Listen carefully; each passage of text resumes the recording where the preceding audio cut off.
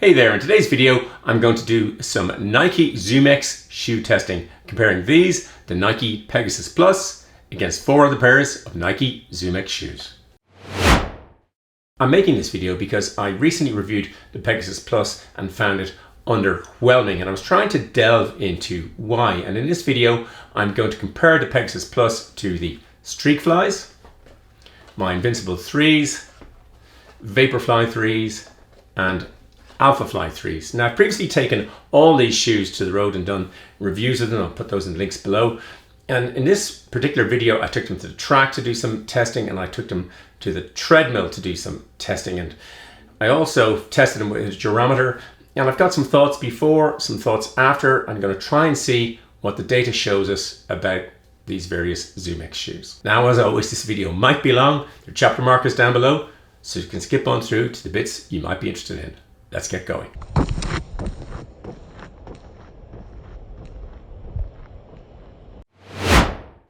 A tiny bit of the shoe history. The Alphafly 3 is Nike's premium marathon shoe. Not my favorite of their marathon shoes. I was going to run the Dingle Marathon in 2 weeks' time in these.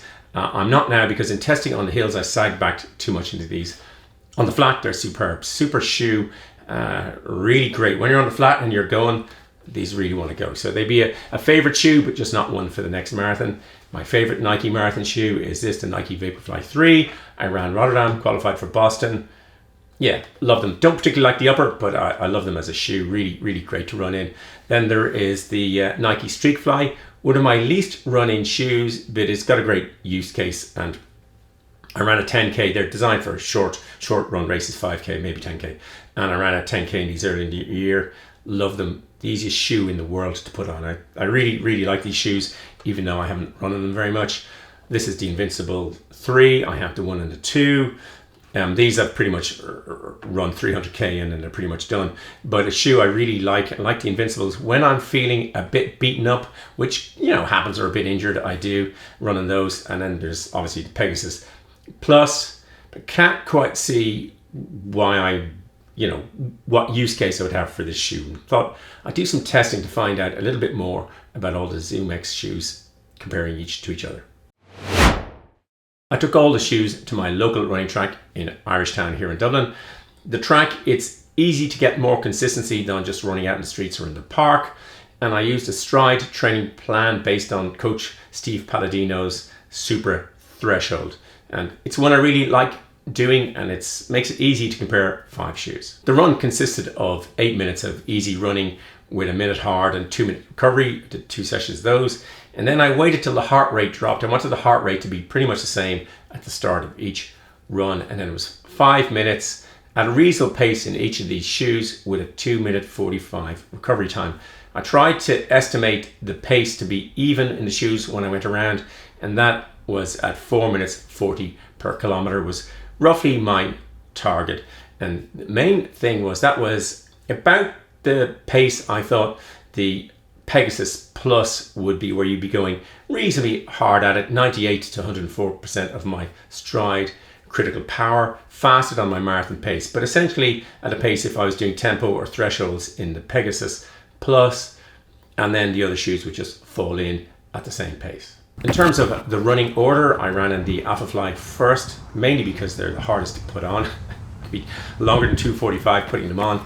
Then I ran in the Vaporfly 3, then the Invincible 3, then the Pegasus Plus, and lastly in the Streakfly. Now, I knew the Alphafly 3 and the Vaporfly 3 would be the fastest. I've done enough marathons, enough testing in various shoes, and I knew they would be the fastest. But I was really interested in how the Invincible 3 compared to the Pegasus Plus, and how the Pegasus Plus compared to the Streakfly. So sandwiching the Pegasus Plus in as the 4th shoe between the Invincible and Streakfly was one of the things I wanted to do. I recorded the sessions with a microphone. I could talk then, and I can get feedback in terms as I'm running along. I can say what I'm thinking of each shoes. What I found was it was very windy. I'll play a clip of the sound, just the footsteps on one section where the wind's behind my back, and the sound on the other. You can hear it was a very windy day. I've just finished the track sessions, the 5 minutes of in each of the different shoes. I'll go back to the house and analyze the data, but yeah, the Alphaflys felt great, felt like they wanted to go faster. The Vaporflies felt softer than the Alphaflys, lighter, much lighter. I'll go through a couple more things when I get back because I'm recording this and I recorded as I went along and made notes as I was running along, which I typically do, and I have to make notes going this way because it is actually quite windy. Then I went in the Invincibles and they immediately felt slower than, which you'd expect, than the Vaporflies and the Alphaflys, but it felt really comfortable. I'm wearing them now. And then into the Pegasus Plus, they felt firm. They were faster, they felt faster than the Invincibles, but they just felt firm.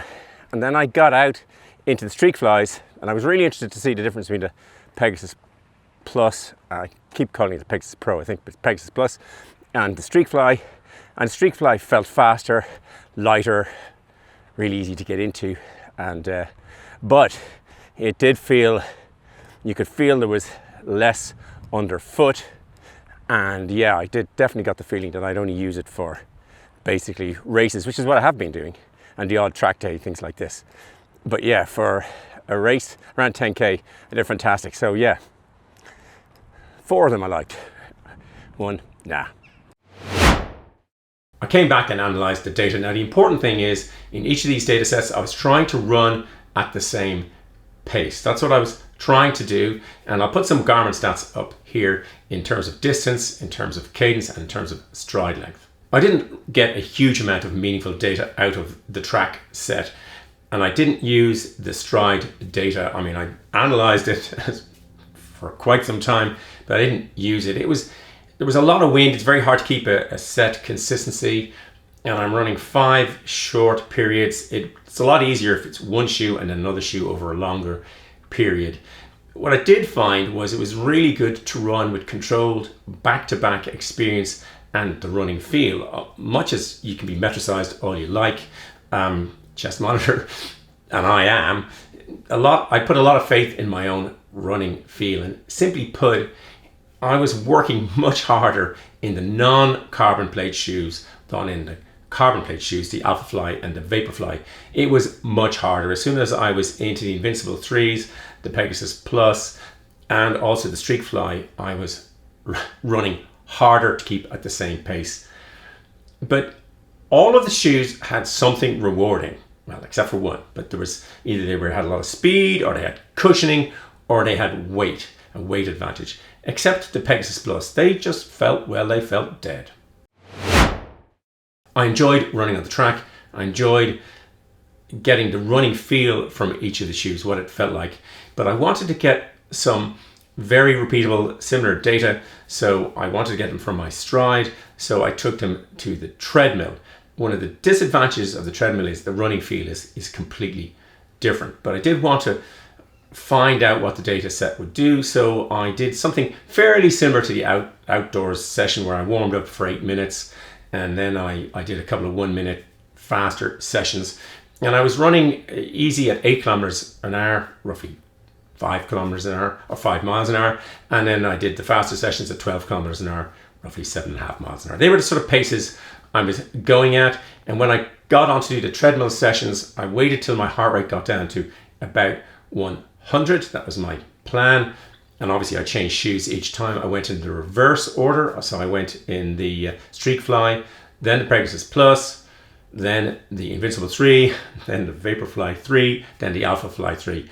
And I did a 30-second ramp up to 12 kilometers. The treadmill actually got to the set speed much faster. Than I had 2 minutes at the set speed at the 12 kilometers per hour. 2 minutes of that so I could get clean data. I'll put a screenshot of the overall data and you'll see the blocks, how straight the line is. When you compare it to the track session, which is very varied up and down, you'll see on the treadmill set it's very, I'll call it clean data.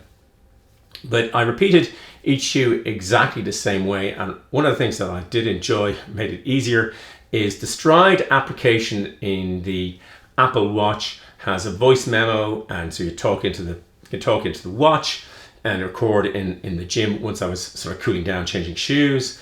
And then it actually, you get an email of the transcript. Now, it's not exactly word for word because it's trying to analyze your breathy talk, but that was really useful. I'll put some screenshots and all the data up here. I won't go through all the individual data. What you can see is it's very even. I took an even 1 minute. There was 2 minutes at the set speed at 12 kilometers an hour, 7 miles an hour, and I took the middle minute. Pretty much did that, and it's very clean, consistent data because the treadmill's going around at the same speed. I ignored the cadence and stride length largely. It's not as interesting when you're running at constant speed, but a couple of things were really interesting. I was interested in the ground contact time. I suppose I'm always interested in ground contact time. And on the treadmill, the Vaporfly 3 was the clear lowest ground contact time, followed by the Alphafly 3, followed by the Streakfly, followed by the Invincible 3, followed by the Pegasus Plus. So in the Pegasus Plus, I was spending more time on the ground. I then looked at impact loading rate, and the impact loading rate, according to Stryd, is the initial rate of increase in vertical or perpendicular force as a runner contacts the ground with their foot. And I found this to be very interesting because in talking about why I feel the Pegasus Plus feels dead, it feels dead to me, but I was really interested to see the data. The Vaporfly 3 was the best figures, followed by the Alphafly 3, the Streakfly, the Invincible 3, and the Pegasus Plus, coming in the tail. And interestingly, I don't pay huge attention to the balance figures, but what I could see in the data was of all the balances, a very different left-right balance, ground contact time balance, vertical oscillation balance, all these kinds of things. The Vaporfly were clearly, I was most balanced running in the Vaporfly. One thing I did notice in the Vaporfly, which I've noticed recently, is how ventilated they feel. You could really feel the air coming in. But paradoxically, the shoe I enjoyed most on the treadmill was the Streakfly. I found that to be really clean and just felt really good on the treadmill. Certainly if I'm doing treadmill sessions again, I'm going to be into the Streakfly. And the least convincing for me on the treadmill was the Invincible. I just felt they were too bouncy. I didn't feel I was really in a straight line. I felt I was they were the least convincing on the treadmill. Before the Pegasus Plus arrived, I thought they would feel very ZoomX-y, that there's a certain feel to ZoomX foams, at least that's my experience of them, but these didn't feel ZoomX-y at all. And I tried testing them on the road, and then obviously the track, and then the treadmill, and they still didn't feel very ZoomX-y. And I was wondering, are all ZoomX foams created equal? Now, I pretty much think that they aren't. I think it depends on the application, but I bought a Shore A and a Shore C durometer. Now, durometers test the hardness of materials. You push them up against the material. The C has a rounded base. The A has a pointy base. It's very hard to get readings in shoes that aren't cut in half, and I don't have the resources to cut them all in half before I do the testing. I sometimes do that at the end. But one of the advantages of a couple of these shoes is the Pegasus Plus has a flat base, as does the Alphafly 3. So I tested them with a Shore A and a Shore C. The C has the rounded edge. And they are, it's relative. They're all relative. It's a relative scale.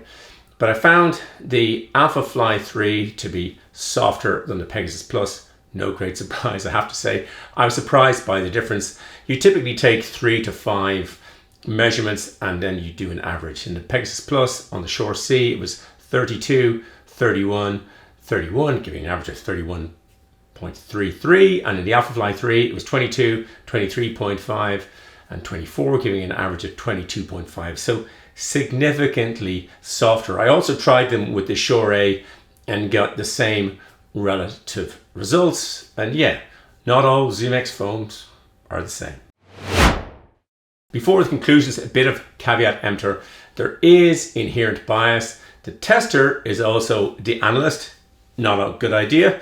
There's a very small data set on the track, on the road, on the treadmill. And essentially in each of those, there's really one data set recorded over a limited amount of time. I would really like to do it more extensively, but it's, one old lab rat, he's not getting any younger. But people go and buy an awful lot of these shoes by just walking into a store, talking to a guy for a minute or two, trying them on, maybe having a quick run inside.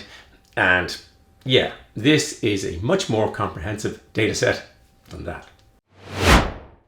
To be clear, the Nike Pegasus Plus is not a bad shoe. It's just, I think there are better ones. I can see the appeal of the Alphafly 3. the Vaporfly 3, the Invincible, and the Streakfly. I can see clear advantages of each, and I will buy the next iteration of each, all of which I'm looking forward to. The Alphafly 3 and Vaporfly 3 are super shoes. They're super fast. They reward quick running. One of them got me into Boston. Yeah, I love both of the shoes. I love running in both of these shoes. The Invincibles, I've had all 3 versions. There's another one coming in, I think, November.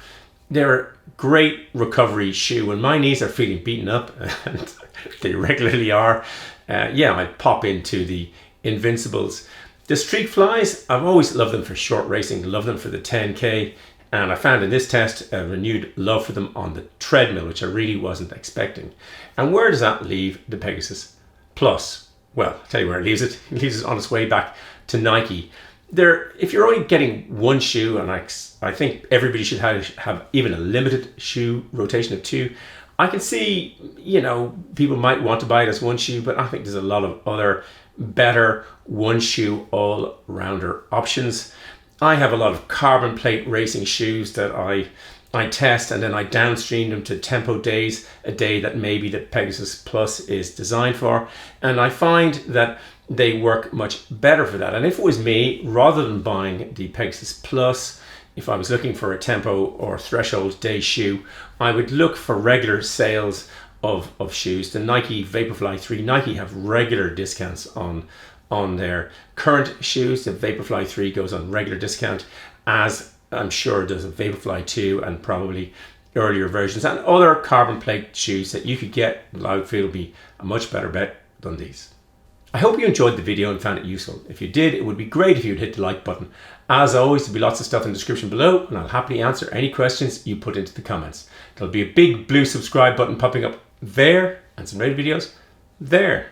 Thanks for watching. Until the next video, just keep running along.